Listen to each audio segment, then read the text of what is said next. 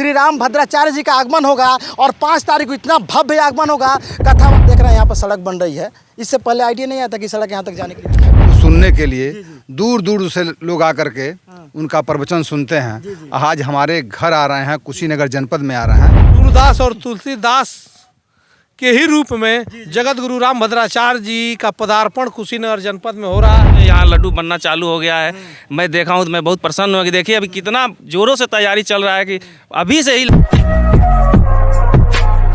बागेश्वर धाम सरकार धीरेन्द्र कृष्ण शास्त्री के गुरु श्री राम भद्राचार्य जी का आगमन कुशीनगर के सिमरत धाम में 5 तारीख को भव्य तरीका से होने वाला है। और देखिए कितना भव्य तरीका से यहाँ पर टेंट का जो कि कहीं ना कहीं सजाया जा रहा है। इसी में जो कि बताया जा रहा है कि लाखों लोगों की भीड़ होगी इसमें टेंट में। और देखिए कितनी बारीकी तरीका से यहाँ पर सभी जो कि टेंट जो है सजाया जा रहा है, सुशोभित किया जा रहा है। और इसी टेंट में श्री राम भद्राचार्य जी का आगमन होगा और 5 तारीख को इतना भव्य आगमन होगा। कथावाचक है श्री जो कि भद्राचार्य जी, और इन्हीं लोगों से हम जानने का प्रयास करेंगे।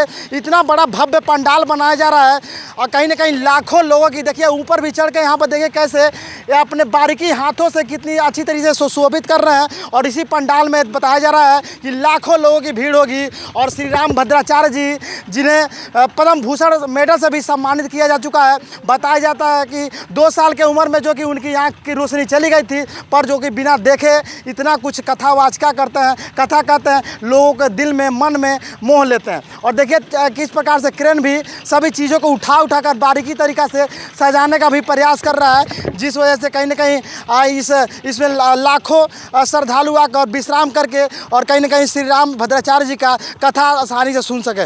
भाई साहब लोगों से भी हम जानेंगे कितना मेहनत लग रहा है जो कि टेंट वेंट जो कि लगाने में। क्या नाम पड़ेगा चाचा? सीताराम। कब से सजावट हो रहा है? ये कल से हो रहा है। कल से। कौन आ रहा है यहाँ पर? अब ये तो नाले नहीं है हमको भाई। हमको नाम नहीं पता है। कथा के प्रोग्राम ये जानते हैं, अभी पता नहीं पता। नाम नहीं पता कौन है? नाम नहीं पता अभी। बागेश्वर बाबा का नाम सुने हैं?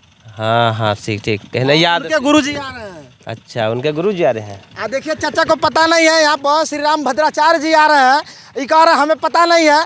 मैं आप लोग को बता दूं श्री कृष्ण धीरेन्द्र शास्त्री जो बागेश्वर धाम के बाबा हैं, सरकार के बाबा हैं, उनके गुरु श्री राम भद्राचार्य जी का कुशीनगर के पावन धरती पर आगमन होने वाला है, जहां पर लाखों श्रद्धालु आएंगे, उनकी दर्शन करेंगे और उनकी कथा कहीं ना कहीं बैठकर शांतिपूर्ण शालीनतापूर्ण तरीके से सुनेंगे। और यहां पर कहीं ना कहीं भव्य स्वागत किया जा रहा है। यहाँ पर जो कथावाचक हैं उनसे भी हम लोग जानने का प्रयास करेंगे, जिनके द्वारा इतना भव्य तरीका से पंडाल को कहीं ना कहीं सजाया जा रहा है। देख सकते हैं कितनी बारीकी तरीका से सबकी छोटी छोटी लगन से इस कहीं ना कहीं पंडाल को भव्य बनाया जा रहा है। और जानने का प्रयास करेंगे। देख सकते हैं यहाँ पर इसी पंडाल में लाखों लोगों की भीड़ लगेगी और लाखों लोगों की भीड़ इस लगेगी कि श्री राम भद्राचार्य जी का आगमन होगा। और देखिए कहीं ना कहीं यहाँ पर देख रेख करने के लिए पूरी जो कि यहाँ के युवा कमेटी सभी लोग आए हैं, प्रतिष्ठित सम्मानित लोग भी आए हैं, उनसे भी हम जानने का प्रयास करेंगे।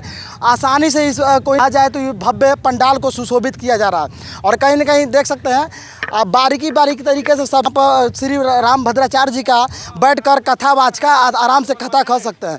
और सब देख सकते हैं किस प्रकार से पूरी जो कि कमेटी किस प्रकार से जायजा ले रही है इस पूरी टीम की। हम इन लोग से भी जानने का प्रयास करेंगे। क्या नाम पड़ेगा सर? चंद्र प्रकाश यादव चमन। आयोजन समिति से हम सभी लोग हैं। जी। और कुशीनगर जनपद का यह सौभाग्य है जी। कि ऐसे पूज्य संत का पदार्पण कुशीनगर जनपद में हो रहा है। जी।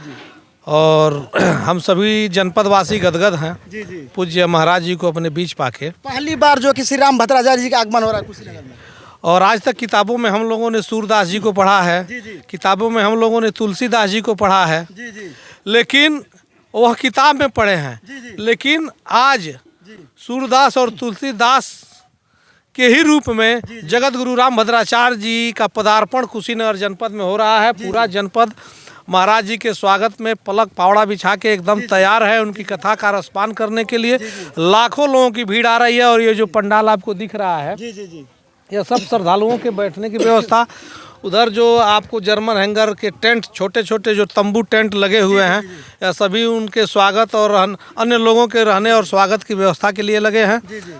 इसलिए हम सभी लोग पूज्य महाराज जी के स्वागत में यहाँ जो कार्यक्रम हो रहा है, सभी जनपद वासियों से, जनपद के बाहर उत्तर प्रदेश और बिहार के सम्मानित श्रद्धालु बंधु से आग्रह कर रहे हैं कि अधिक से अधिक संख्या में आएँ और इस अत्यंत दुर्लभ लोक मंगल कामना के इस राम कथा का आनंद लें। बहुत बहुत धन्यवाद। कितनी भीड़ होगी? लाखों से ऊपर की भीड़ होने जा रही है। क्या नाम पड़ेगा शुभ आपका सर? संजय सिंह मुन्ना। जी। कैसे आइडिया आया कि धीरेन्द्र कृष्ण शास्त्री जी के गुरु जी को बुलाया जाए यहाँ पर? अब पहली बार कुशीनगर में आगमन हो रहा है। कुशीनगर जनपद के लिए सौभाग्य की बात है जी, जी। कि ऐसे संत का आशीर्वाद हम सब कुशीनगर जनपद वासियों को मिलने जा रहा है, जिनको सुनने के लिए दूर दूर से लोग आकर के उनका प्रवचन सुनते हैं। आज हमारे घर आ रहे हैं, कुशीनगर जनपद में आ रहे हैं, तो हम लोग बहुत अपने आप को भाग्यशाली मान रहे हैं। और लगातार कई हफ्तों से यहाँ के देवतुल्य जनता और यहाँ समिति के लोग लगातार तैयारी कर रहे हैं कि किसी भक्त को कोई दिक्कत न होने पावे, अच्छी व्यवस्था सबको मिले और महाराज जी को प्रवचन सुनने को मौका मिले। बाबा की आंखें 2 वर्ष की उम्र में चली गई थी। क्या नाम पड़ेगा शुभ सर आपका? नगर पंचायत मथौली, चेयरमैन नौरंग सिंह जी। कैसे आप लोग को आइडिया आया? थोड़ा सा कड़ा सवाल, पहली बार देख रहे हैं यहाँ पर सड़क बन रही है, इससे पहले आइडिया नहीं आया था कि सड़क यहाँ तक जाने के लिए? नहीं, सड़क तो हमेशा ये पूरे प्रदेश में सड़क बन रही है, ऐसा नहीं है। ये मान लीजिए महाराज जी आ रहे हैं, सौभाग्य है कि उन्हीं के आशीर्वाद से सड़क भी बनना ये सही हो गया। सेमरा धाम में ये बहुत हम लोग की सौभाग्य की बात है। महाराज जी आ रहे हैं, ये हम लोग की सौभाग्य की बात है। और मैं नगर पंचायत मथौली से बस भी लगाऊंगा कि अपने नगर के लोगों को यहाँ अधिक से अधिक हम लोग संख्या में लेके आएंगे और महाराज जी का प्रवचन सुनेंगे। और यहाँ के आयोजित जो भी समिति है, मैं उन लोगों को धन्यवाद देता हूँ कि ऐसे समितियों से यहाँ केवल जिले में नहीं, अन्य प्रदेशों में भी सीख लेनी चाहिए कि ऐसे आयोजन हमारे उत्तर प्रदेश में होना चाहिए और हमेशा हम लोग भाग लेना चाहिए। श्रद्धालुओं के लिए क्या क्या व्यवस्था है? अरे बहुत से व्यवस्था, मैं अभी तो देख रहा हूँ, अभी से यहाँ लड्डू बनना चालू हो गया है। मैं देखा हूँ तो मैं बहुत प्रसन्न हूँ कि देखिए अभी कितना ज़ोरों से तैयारी चल रहा है कि अभी से ही लड्डू बनना चालू हो गया। और काफ़ी ज़ोरों शोरों से रहने के लिए, उन लोगों के भंडार भोजन के लिए हमेशा चारों तरफ देख रहा हूँ। अभी देख रहा हूँ, मैं रास्ते में आ रहे थे तो रोलर आ रहे हैं, जो है हमेशा जहाँ मट्टी है ऊंच खाल है सबको एक बराबर करने के लिए जेसीबी लगे हुए हैं। ऐसे आयोजन समितियों को मैं प्रणाम करता हूँ और मैं हमेशा इन लोगों को धन्यवाद देता हूँ। ऐसे आयोजन में हम लोग को बुलाया गया है, इन लोगों के लिए मैं धन्यवाद देता हूँ और हम लोग बढ़ चढ़ के हिस्सा लेंगे और नगर से अधिक श्री राम भद्राचार्य जी को कलयुग को भगवान माना जा रहा है, ऐसा क्यों?